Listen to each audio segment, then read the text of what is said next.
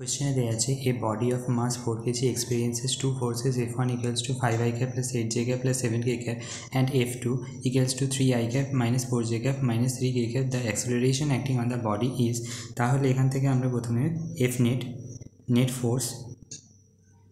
net forceটা বার করে নেব। Fnet equals to F1 plus F2, তাহলে F1 plus F2 করলে কত হবে? F1 equals to 5i cap plus 8j cap plus 7k cap plus F2 equals to 3i cap minus 4j cap minus 3k cap, তাহলে এটা করলে কত হবে? 5 plus 3 8i cap আর 8j cap minus 4j cap মানে হচ্ছে plus 4j cap আর 7k cap minus 3k cap plus 4k cap হয়ে যাচ্ছে। তাহলে acceleration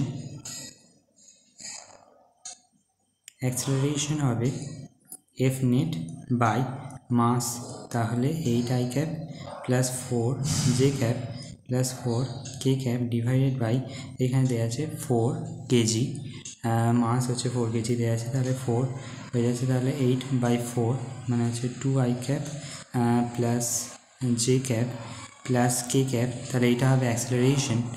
থ্যাংক ইউ।